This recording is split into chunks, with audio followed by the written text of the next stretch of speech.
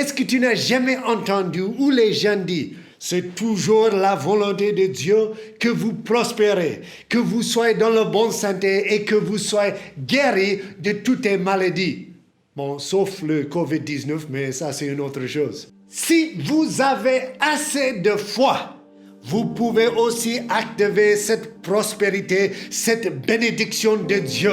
Si vous avez assez de foi, la foi comme moi, vous pouvez aussi avoir des voitures, des maisons, une belle femme, beaucoup de jumeaux, des enfants, beaucoup de possessions, beaucoup de choses. Tu peux être guéri de toute maladie si tu es comme moi, si tu as la foi comme moi. Est-ce que c'est toujours la volonté de Dieu que vous soyez guéri de toute maladie?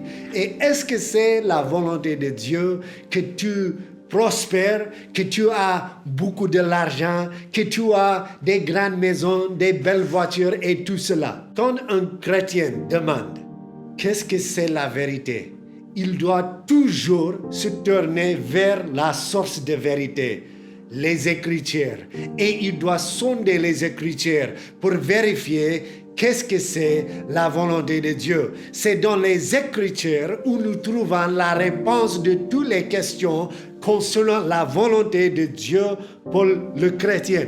L'apôtre Jean dit dans 1 Jean chapitre 2, versets 20 et 21, « Pour vous, vous avez reçu l'onction de la part de celui qui est saint, et vous avez tous de la connaissance. Je vous ai écrit, non que vous ne connaissez pas la vérité, mais parce que vous la connaissez et parce qu'aucun mensonge ne vient de la vérité. » Entendez-vous cela? Qu'est-ce que l'apôtre Jean dit?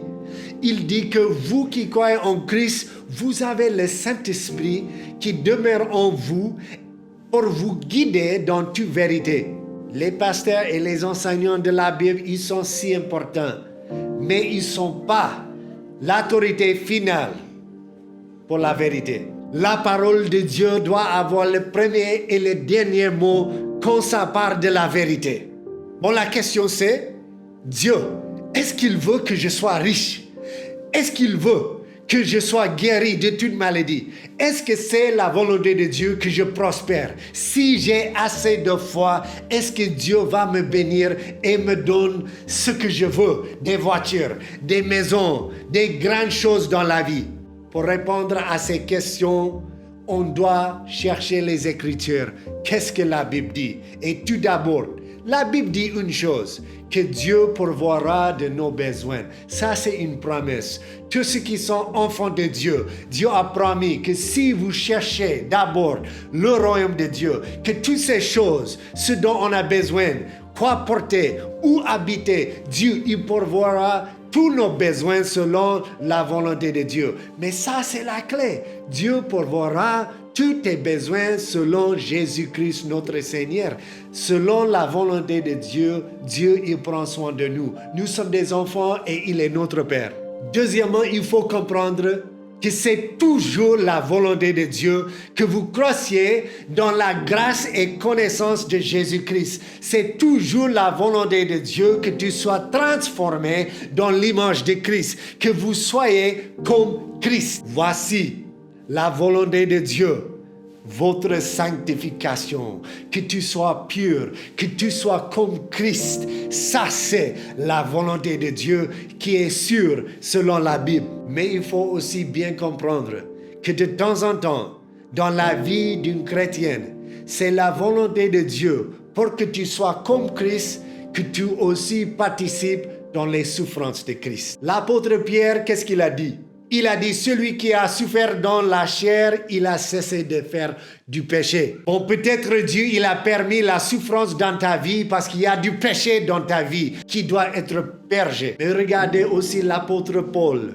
L'apôtre Paul disait à l'église au Corinthe qu'il avait une épine dans son chair. C'était une maladie physique. Ça veut dire qu'il a même dit que le messager du Satan est venu pour m'attaquer. Et j'ai prié 3 fois que Dieu me guérit, que Dieu enlève cette épine qui était dans ma chair. Et Dieu m'a répondu 3 fois qu'il ne veut pas guérir. Cet homme de Dieu qui avait guéri beaucoup de jeunes, quand il a demandé Dieu de lui guérir, Dieu a refusé. Mais pourquoi? Parce que Dieu a réconforté l'apôtre Paul en disant « Ma grâce est suffisante pour toi ». Et Paul a dit « Quand je suis faible, c'est là où je suis fort.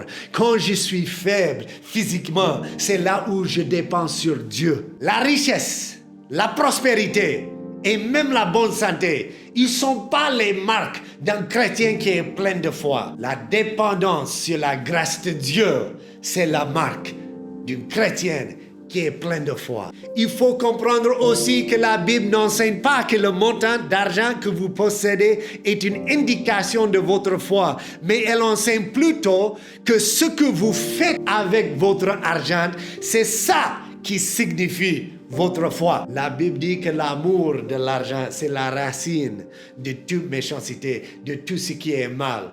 Jésus a dit aussi, là où tu mis ton trésor, là où est ton trésor, c'est là où tu mis ton cœur. L'homme qui veut que amasser des grandes richesses, des maisons, des voitures sur la terre, il n'a pas cherché les choses en haut. Il ne cherche pas le royaume de Dieu avant toute chose.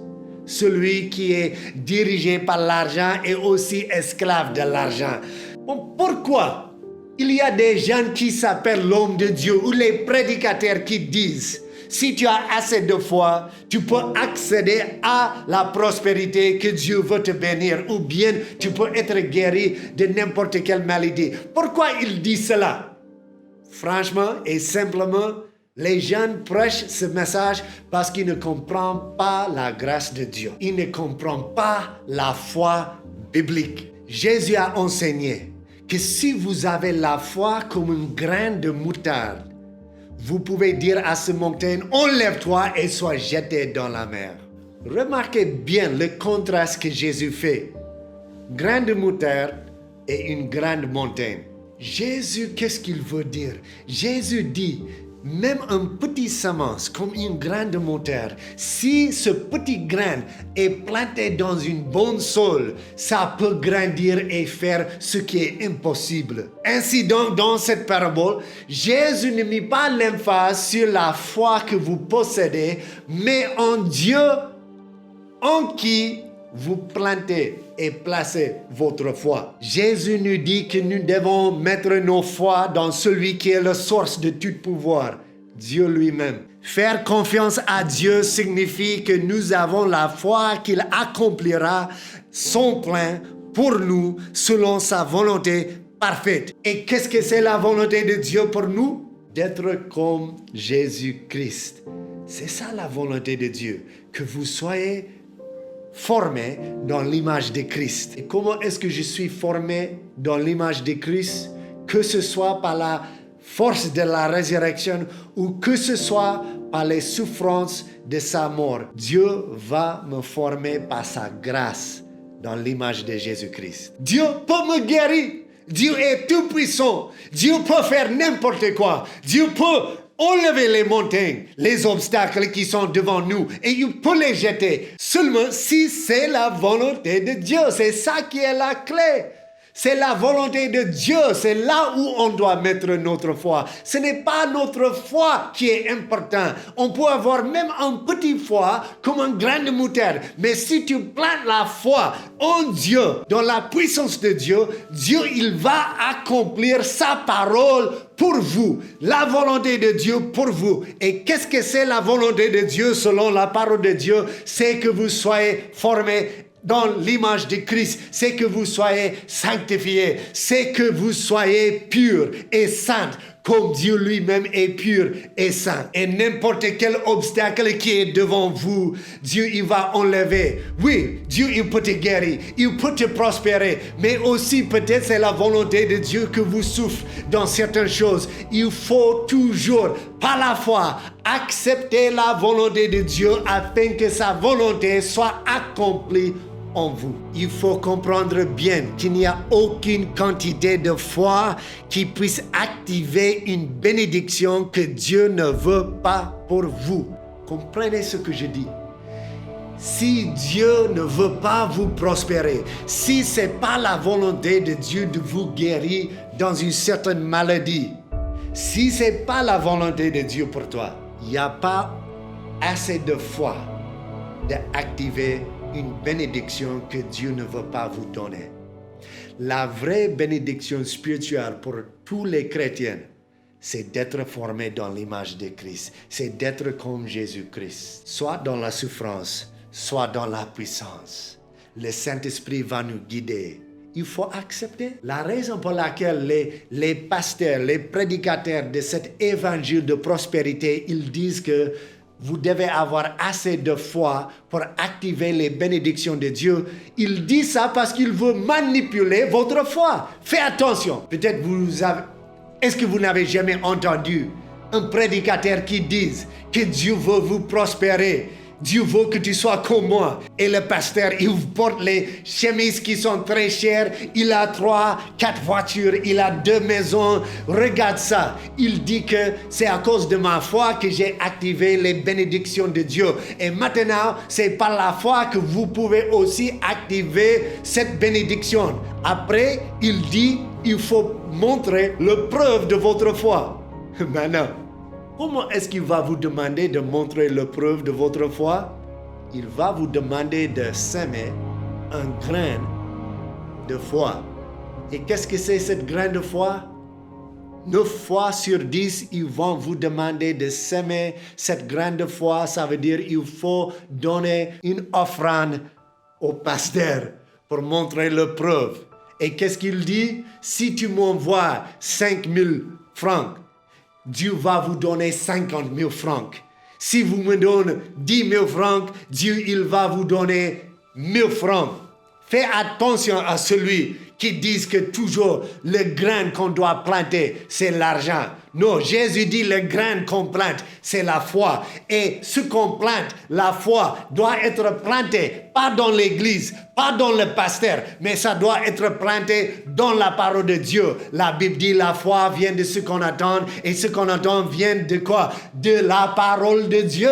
Remarquez bien comment il va vous manipuler. Dès que vous faites cette offrande de 5 000 francs et vous ne recevez pas les 50 000, qu'est-ce qui allait arriver? Qu'est-ce qu'il va te dire? Ils vont te dire que vous n'avez pas eu assez de foi. Il faut augmenter ta foi. Et comment tu dois augmenter la foi? Il faut donner au lieu de 5 000, il faut donner 10 000 pour augmenter ta foi. Et après, tu donnes plus à ce ministère.